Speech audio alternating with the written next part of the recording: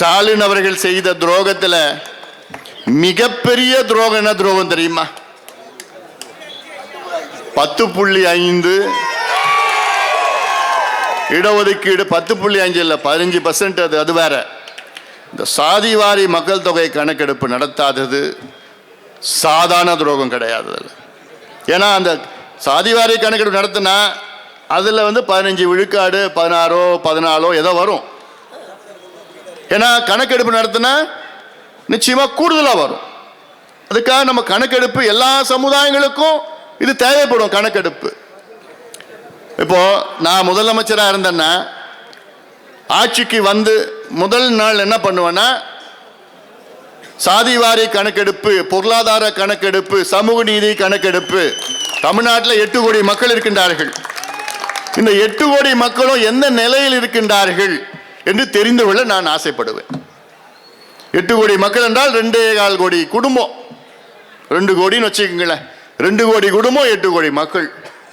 இதில் யார் எப்படி இருக்கிறாங்கன்னு தெரிஞ்சு கொள்ள நான் ஆசைப்படுவேன். முதல் நாளில் என்ன பண்ணுவேன், அடுத்த 2 மாதம் தமிழ்நாட்டில் உள்ள அனைத்து குடும்பங்களும் 2 கோடி குடும்பத்துக்கும் 8 கோடி மக்களுடைய நிலை எப்படி, அவங்க எப்படி இருக்கிறாங்க, வீட்டில் இருக்கிறாங்களா, குடிசையில் இருக்கிறாங்களா, அரசு வேலையா, தனியார் வேலையா, அவங்க அவங்க வீட்டில் பாத்ரூம் இருக்குதா, அவங்க வீட்டில் எத்தனை ரூம் இருக்குது, எத்தனை அறைகள் இருக்குது, கரண்ட் வருதா, தண்ணி வருதா, குடிக்கிற தண்ணி இருக்கா, கிணறு இருக்கா, போர் இருக்கா, டிராக்டர் இருக்கா, சைக்கிள் இருக்குதா, கார் இருக்குதா, எத்தனை பேர் படிச்சிருக்காங்க, எத்தனை டாக்டர், எத்தனை பட்டதாரிகள், பெண்கள் எத்தனை பேர் படிச்சிருக்காங்க, எவ்வளோ சம்பளம், மாதம் வருமானம் எவ்வளோ, நிலம் வச்சிருக்காங்களா, நிலம் கூலியா, இப்படி எல்லாம் கணக்கெடுப்பு நடத்தி அவங்க எந்த சமுதாயம், எந்த மதத்தை சார்ந்தவர்கள், எந்த உட்பிரிவை சார்ந்தவர்கள், அவங்க மீனவர்களா, இப்படிலாம் கணக்கெடுப்பு நடத்தி அதில் கம்ப்யூட்டரில் டேட்டாவில் உள்ள போட்டுவிடுவோம்.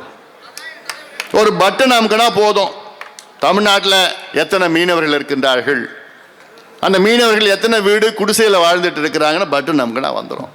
மீனவர்கள் எவ்வளோ, எத்தனை பேருக்கு பெரிய படகு இருக்குது, சின்ன படகு இருக்குது, எத்தனை பேர் வலை இருக்குது, வலை இல்லை, மீனவர்கள் எத்தனை பேர் படிச்சிருக்கிறாங்க, எத்தனை பேர் படிக்கல, எத்தனை பேர் டாக்டர், எத்தனை இன்ஜினியர், பட்டன் அமுக்கினா வந்துட போகுது. இப்படி ஒவ்வொரு பகுதியிலும் தமிழ்நாட்டில் உள்ள அத்துணை 38 மாவட்டத்தில் இருக்கிற மக்களை எங்கெங்கே எந்தெந்த பிரச்சனை இருக்குன்னு தெரிஞ்சு கொள்ளலாம். சாதாரணமாக தெரிஞ்சுக்கலாம். 2 மாதம் அதை நான் பண்ணுவேன். அடுத்த 4 ஆண்டு 10 மாதங்கள் இந்த பிரச்சனைகளுக்கு நான் தீர்வு கொண்டு வருவேன். இதுதான் நல்ல சமூக நீதியான நிர்வாகம். இதுதான் நிர்வாகம், இதுதான் நிர்வாகம், இதுதான் செய்யணும். இப்போ ஒரு ஃபேக்டரி இருக்குது, அந்த ஃபேக்டரி நட்டத்தில் ஓடிட்டு இருக்குது. அந்த ஃபேக்டரி புது ஜெனரல் மேனேஜர் வரார், அந்த ஃபேக்டரிக்கு வரார்.